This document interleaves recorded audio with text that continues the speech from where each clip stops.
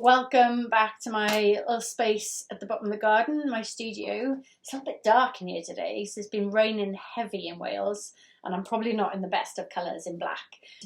This is a really key one today, so before we dive into painting and looking at the different effects, I want to talk to you about supplies, watercolour supplies. And this is a biggie because people get stuck on it. I see them time and time again. They get really stuck on what paper to buy, what brushes to buy, how much to spend on paints, all of it. And it really is a sticking point. So look, when I started out, I had absolutely no idea. I was clueless about watercolour paper. I'd been in design and print my entire career, so I knew about the different paper stocks available, but not when it came to watercolour. And it's a bit of a minefield out there, you know. And when I did eventually stop being scared and picked up a box of watercolour paints that were hidden in my cupboard, I didn't even question what quality they were. And it turns out they were the cheapest of cheap watercolour paints. But I didn't care. I really didn't care. And I want you not to care. I just had the will and the need to paint, to put colour onto the page and to enjoy what came back from doing that. And that's all I want you to do. Please don't get stuck on the supplies, okay? So this video today is gonna cover the supplies I use, the different paper available, the brushes, the different paints available, you know. But this is about just starting, just making marks on the page with what you've got to hand, because that's the next step forward, and create that momentum and try and do those marks with excitement and joy. Don't judge them as you're doing them. Just put the colour down and enjoy what you've got. Okay, so let's dive into the video. Hey, okay, so I want to talk to you today about supplies, because there's a lot of snobbery out there when it comes to watercolour supplies. And I remember when I started that I had, you know, even though I'd been in print and design for years and years, I really had not looked at watercolour paper. So I had no clue whatsoever about the quality of papers, the stocks, the brushes, the paints. Since then, I've become addicted to buying brushes. But I want to go over the fact that you just got to start with what you've got. Really, just don't worry too much about the paper, the paints, the brushes, all of the equipment, the supplies. Just make marks, okay? I just want you to pick up the paper you've got, even if it's normal drawing paper. Pick up your watercolour paints, and we're just going to make marks. But for today, I want to just show you the difference that when you further down the line, if you choose to invest, and you don't have to invest in stock that costs a lot, because paper, the more you spend on it, I get it, right? The more precious it becomes and the less likely you are to paint. So if all you've got is the basic watercolour paper, just use it. But if you choose to invest, I want to show you the different effects that different paper gives. Okay, so this is and I'll paint some now to show you, but this is a Winsor & Newton. That's a watercolour paper, which is, it's not 100% cotton, it's a blended cotton, but it is cold pressed. This is Aquarella, which is a little bit cheaper. You can see it gives a total different effect. Like, you don't get the gradients so well on there because it's less grainy on the paper.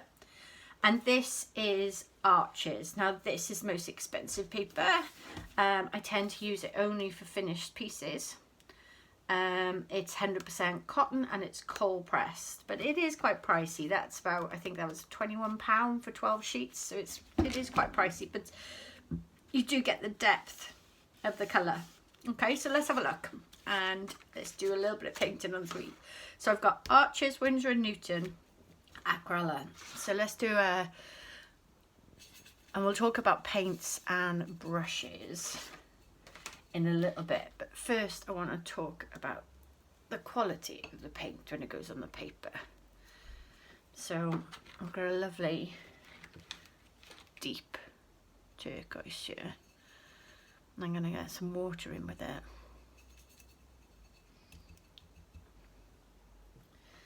I'm going to go first into the Arches paper. When you add in the colour,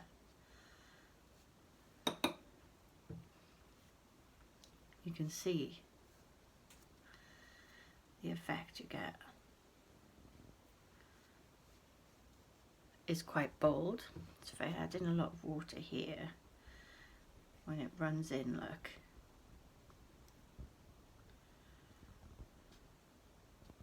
It really does give it quite a bold, and you'll see it when it dries.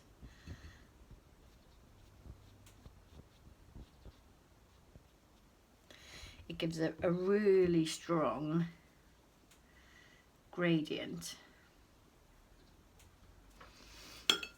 So that's the arches. Now I'm going to go on to the Winsor & Newton with the same paint, same consistency, so it's quite thick. Let's turn it that way. And we're going to do the same effect. You can see that it doesn't, I mean, it goes on beautiful.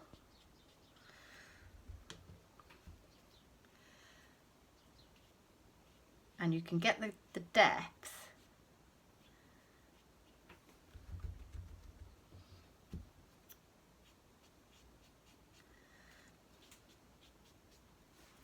But it gives a bit of a different effect. And actually, I mean, the Winsor & Newton does a really fine job.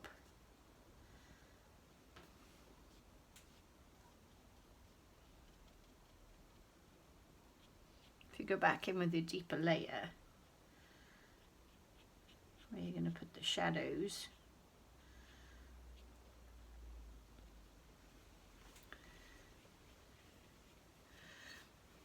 it just gives a totally different depth of colour, but you'll see more when it dries. Okay, you'll see the difference. This will have a strong colour, this might be a subtle gradient. So let's have a look at the Aquarella paper, which is the cheapest stock. So same colour, we're going to go in. See how it's sitting on the surface more? Because the grain of the paper, I mean, it blends, still blends.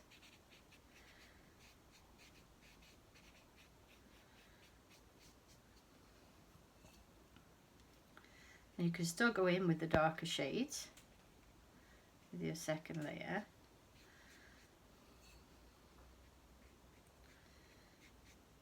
What it does, it gives a more flat colour. No, you don't get the depth. So you might have to go in with a little bit more paint once it's dry. So you're doing wet on dry. Here we're doing very much wet on wet. But you can see the different effects you get. I mean, you might prefer one like that. I started off with this, and I started doing wet on dry to get the second deeper effect. This, the arches, well, I mean, I can't deny it gives a beautiful depth of colour. But it really is down to preference, and it really is about just starting, just using what you've got. Because I'd hate to think that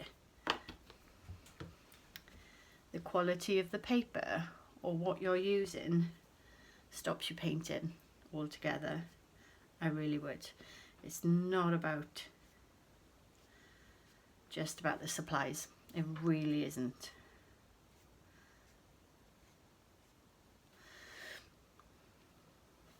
So that's your paper stock, okay? And there are many different paper stocks out there to choose from.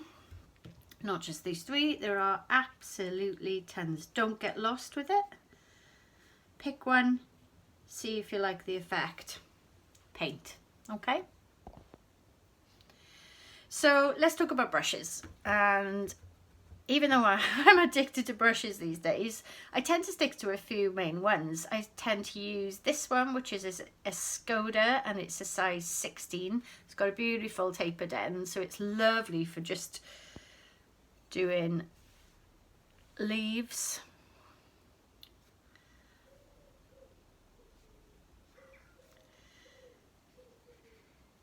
It's got a beautiful shape to it.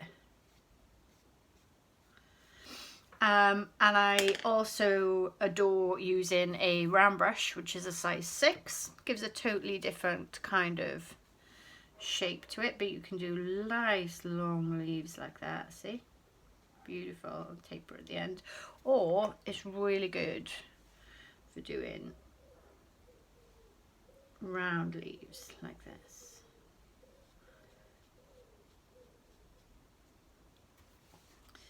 So that's a size 6 round brush.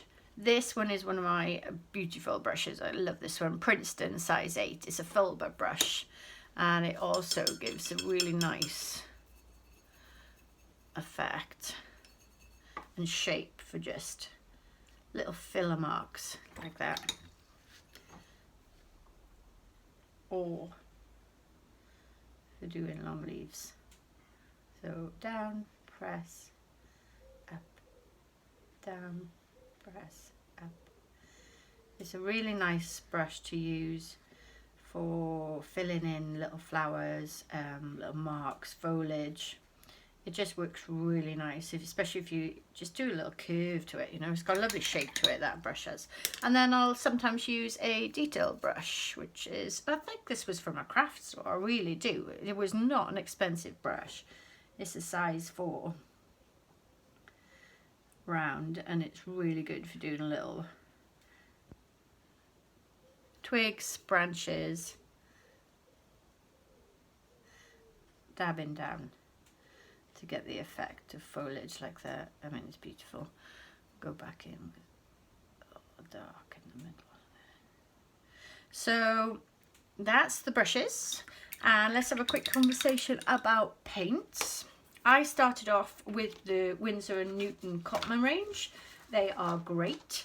They give, excuse the messy palette, they give a lovely deep colour.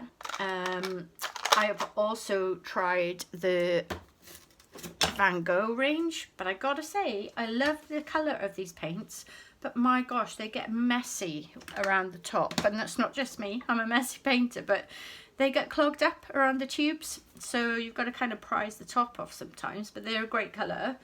And now I am using this Paul Rubens set, which has an amazing range of colours. It's really, really gorgeous. The small tubes, that was £32, I think, for all of those. But the market is flooded. You know, there is so much choice with watercolour supplies, watercolour paints, brushes, all of it. And I just want you to just start painting. I really do. I don't want you to get hung up on what paintbrush, what paints, what paper. I don't want you to get stuck. I really don't. Watercolours are about flow, not about getting stuck. So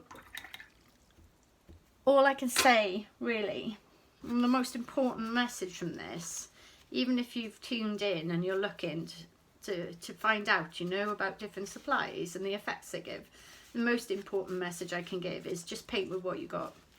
Even if it's a kid's pad that's in the cupboard and you've got a little box of watercolour paint, just start, just paint. Don't let the supplies stop you, okay?